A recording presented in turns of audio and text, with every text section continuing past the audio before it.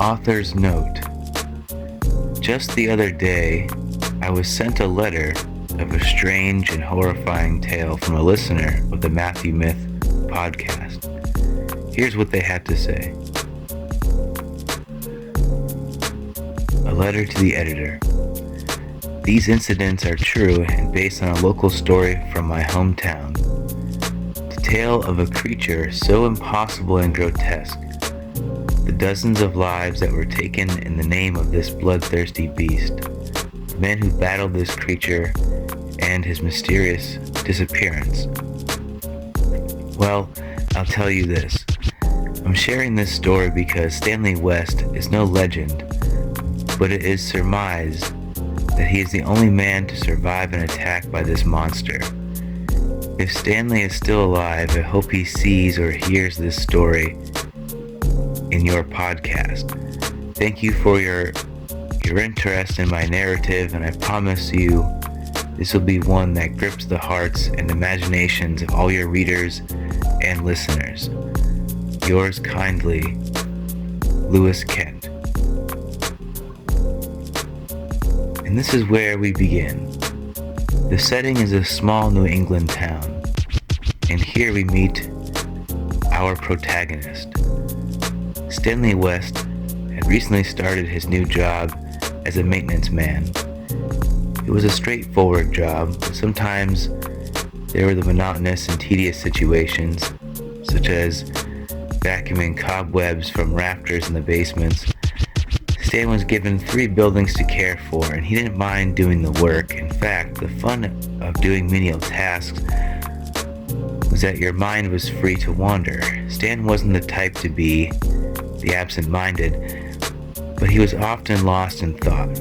After all, having a great imagination is all part of the ethos to being a good writer. Stan had big dreams. One day, he would be inside of a magazine. His words, that is. But for now, he was either painting hallways or apartments, cleaning washers and dryers, or vacuuming basements, and that's where this story begins. Stan had recently had his car break down and was riding his bicycle to work. Luckily, his job was in town, so it was a short commute. On the surface, this story is starting very oddly. Why should you care about a maintenance man? There was a time when people had patience, but now we want instant blood and lust. However, for now, I can only deliver on the first one. For the second, if it was in this story, it would be really bizarre, not so much fun, and straight up disgusting to me, and not a real fetish of the author. Anyways, I will tell you the story of a legend in the hometown of Stanley, one that he had only heard of at campfires with friends in the woods, but never thought they were true. It is said that at one time people spoke of sightings of giant insects out in the wilderness to the west of town. There were giant ants and bees, but on a most usually creepy, crawly level, spiders, giant spiders. And they are reported to have red glowing eyes like hollow demons. Now, before we go any further, the story is not to disparage the life of any insect or spider, but to elucidate the horrifying gravity of a giant fucking spider with devil red eyes.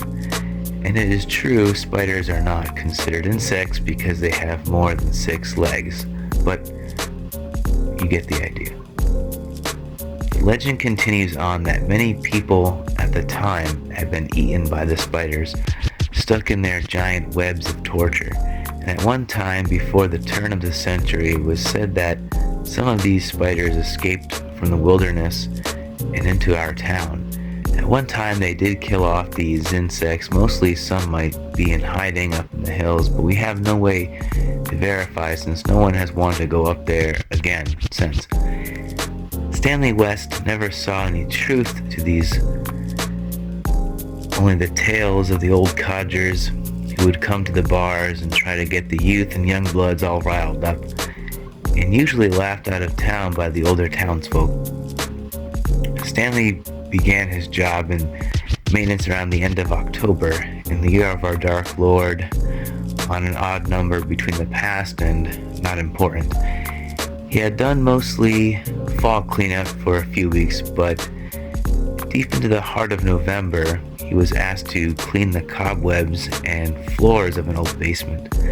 One of the buildings he worked in was actually the oldest building in the whole town. It had many owners, but the ones who possessed it now were getting older, and their son no longer wanted to toil with the maintenance himself. And one day, at the gas station at the fork in the road that splits Center and West Street, the son, Walter, had gotten into a conversation with Stanley. Walter was buying cigarettes and Stanley was buying some kind of liquid to put into his car, which in hindsight would mean nothing because in a few short weeks the car would still break down anyways. And so they chit-chatted and Stanley offered to help Walter with the maintenance. That was a great story, wasn't it? Just kidding. The car breaking down, I promise, is not the only bit of suspense and mystery to this story. So Stanley finds himself in this basement, and Walter says to him, "Look, Stan, this is a big basement. It's going to take you at least 2 to 3 days to complete the cleaning. I haven't gotten to it in a year. You have to work around the tenants' belongings, but that's no bother. Just be careful. For some strange reason, they no longer like to go down here. Some have even moved out without taking their possessions. It's the strangest thing. But whatever, for safety reasons, this being an old building, we need to keep it clean per the fire department. Give me a ring on the phone when you're done, and I'll set you up with your next task. See you later." And like that, Stanley was alone and began his cleaning. But as he wandered through the basement, he couldn't help but marvel at the size and thickness of these cobwebs. They were not ordinary cobwebs, and for some reason, maybe for reasons of foreshadowing, and this is a short story, not a novel, I will say that Stanley was suddenly getting a strange sense of something lurking in the shadows of this basement. I won't call it a spider sense, but there was a ping of intuition inside his mind that left him unsettled. But what was it? What could happen next? He brushed off the sensation and got back to work. Act 2. A time for tales and drain water. After hours of cleaning, reaching up into the rafters and shoveling up the debris scattered around the floor and edges of the 3 large rooms, Stanley had started on the side where the entrance was. 3 stairs led to a door that took you outside. For whatever reason, Stanley had been apprehensive with the very last room at the end of the basement. It was the darkest and had the most cobwebs. Something about that room gave him the chills, and he decided not to start there first. After putting it off for the first few hours of even going into that room, Stan wanted to at least take a look at the space and face his fears, because after all, he will have to go in there and clean the cobwebs regardless of how he feels. Walking around the room, he began picking up loose trash and bottles and cans and other debris on the floor. In a hurry, he picked up one last item to throw into the plastic trash barrel he brought with him. It felt squishy and rubbery. He looked down and suddenly realized it was not trash, but a petrified rat. Yikes! Stanley, out of reflex, threw the dead rat across the room and decided not to go find it. It was dead as a baseball glove and felt like one too. So one dead rat, but nothing else out of the ordinary. But wait, what was that noise? It was coming from behind the cement wall. Following the wall along to its left side, he noticed a large rectangle hole in the wall. It looked incredibly dark inside the hole, and Stan suddenly feeling his heart beat rapidly. That kind of feeling you get when you're being watched by a predator, when you know eyes are on you, but you don't know from where. Going a little closer, he heard a slight breathing felt the dank, cool air move across his face. The webs in the basement did not compare to the intricate and vast web system that appeared to be spread all throughout the space behind the wall. Abruptly, Stanley saw a slight movement, a thin shadow move along the webbing. Then just as swiftly, the motion stopped, and Stanley could see two tiny slits of red, palely glowing in the dark. Getting a shiver down his spine, Stan turned and grabbed the trash barrel, but right as he began to exit, his face was covered by web, and he grabbed at his face with a yell as he pulled off the webbing and wiped his hands fiercely on his jacket. Taking up the barrel one more time, he hauled ass out of the back of the basement and ran to the exit door.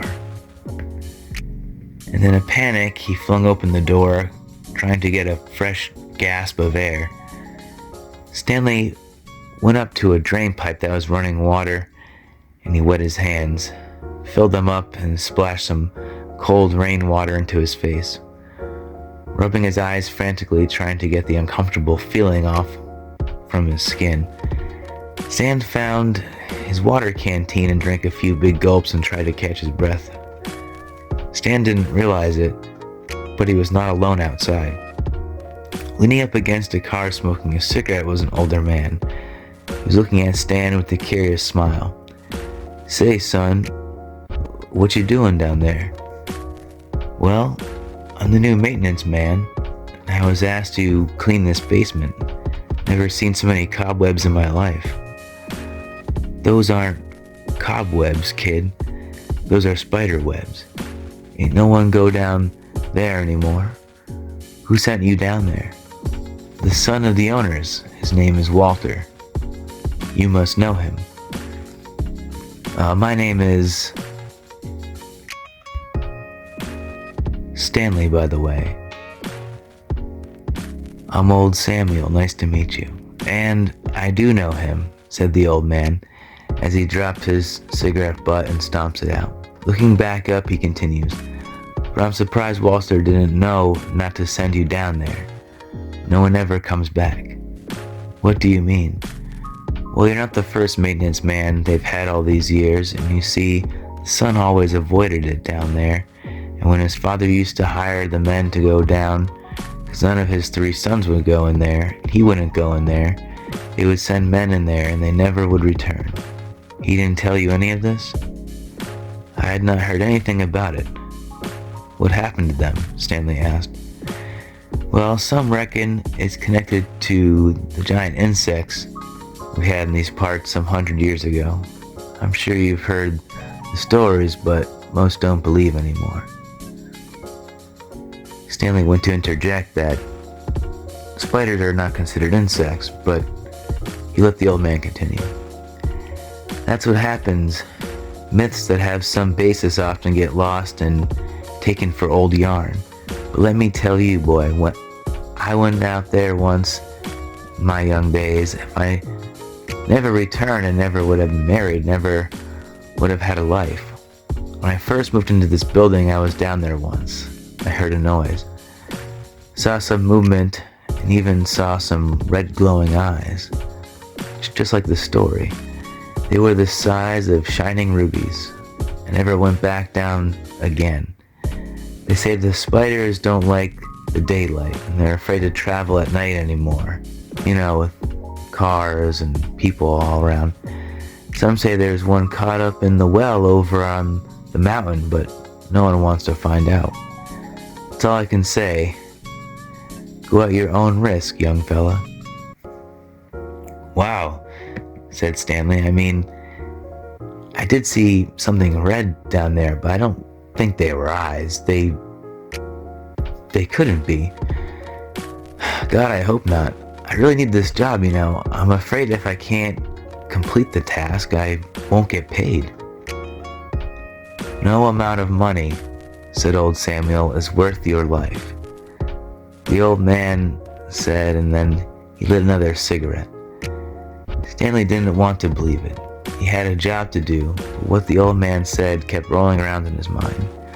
Stan stared off into the sky as the clouds were moving in. "So tell me, old man, How does one kill these things? Geez, boy, I say you need something sharp, something long, something to shield you, something to stick it right between the eyes. Look around the yard back there, you might be able to find something you can use. If not, good luck. I wish you the best. I'm going back inside to watch my westerns. And remember, just 'cause you think something's dead doesn't mean it's always dead. You better be sure and kill it twice. And with that, the old man flicked his cigarette butt far away into the gravel and walked slowly back up the old paint-chipped porch stairs into his apartment. Stan stood there a moment and then made up his mind. He needed that money to fix his car. Maybe then he would get out of town, but for now, he knew what he had to do. Stanley West had to prepare for battle. Finding a long metal pole and attaching a ripped, jagged shard of metal to it, he was armed with a junkyard spear, along with a metal trash lid and a ragged, weather-beaten tarp and rope. Stanley was armed and ready to face any creature, man or beast. 6 or 8 legs, whatever, 2, 4 legs, whatever. Of course, it did cross his mind the old man was fooling with him, wanted to see how far he could get young Stan to be a fool and go in there like a medieval knight, or more like a jackass. He expected when he got back to the basement door, the old man would be there to greet him and joke about what gullible boy Stanley is, but the old man wasn't there. The light in his apartment had gone out. Now it was just Stanley and his weapons, standing there in the cold fall day. It began to lightly rain, and clutching his newly made defenses, Stan reached for the door. The battle was about to begin. Act 3. The Unlikely Hero. Creeping inside, Stan was looking all around, waiting for the attack. But he knew where the lair was. He knew he had to face the Minotaur at the end of the maze. Any Greek myth fans here? Okay, next time. But this was no Minotaur, unless they had 8 legs and red eyes. But Stan had still not actually seen it. At least, he still didn't want to believe it. He didn't think going in for a charge like a jousting knight would work. He went into the back room and quietly tiptoed up to the rectangular hole in the wall. Shining a light into the hole, he could see the massive web network, and in the far corner what looked like large legs. These legs looked like the size of a man. No way. They must have been webs. No way they were legs of a spider. It would have to be a giant, man-sized spider. Okay, maybe there was some truth to this. Stan was hoping he would have psyched himself out, and there would be nothing, but suddenly he saw 2 red orbs gradually shine out from the dark, very much like eyes opening. This was enough to make Stan's mouth become dry. He wanted to scream, but he couldn't. Sharply the red orbs closed, and there was a scurrying of legs. Stan began to slowly back up. How was he going to get at this sick creature? Against the wall, Stan could see a shadow behind him descend from the ceiling rafters. With a dry swallow, Stan began to turn slowly around. He didn't know if he should close his eyes, but he had to just face it. With his arms ready to spear, he turned and saw the glowing red eyes staring him right in the face. And with a shove, he thrusted the spear at the gigantic spider, but it swung back up into the rafters and skidded across the floor. Stan tried to get some more chances at spearing the spider, but it was too fast. He put the shield up, ran to take cover, trying to get a good view of the 8-legged demon. Spotting a weight bench, Stan thought he could get a running start, and with a jump, try to get in fast and close and take his shot. The spider was in the corner looking down at Stanley. Those fire-red eyes were piercing, but Stan stood his ground. With a run, he climbed onto the weight bench and thrust all he had into the spear, careening toward the spider. Now the truth is, no one knows exactly what happened after this.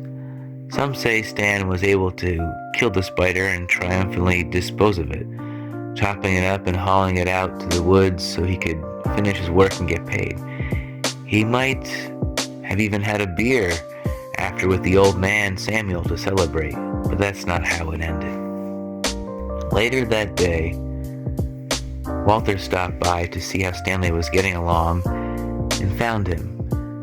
He saw a mess as if someone half began cleaning but never finished, and in the far back room there was a ton of the tenants' belongings strewn about.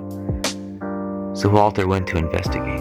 In the far corner of the room, Walter could see something crumpled on the floor. He got closer and began to realize what he was looking at.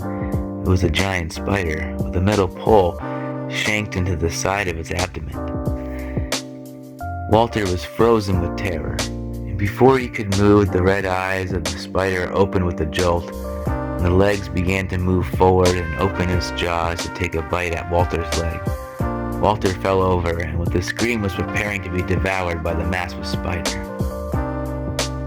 As it was about to bear down on him, the spider that is, Walter was stunned to see a large wooden stake driven through the top of the spider's head. Looking up, he sees his tenant, the old man, Samuel.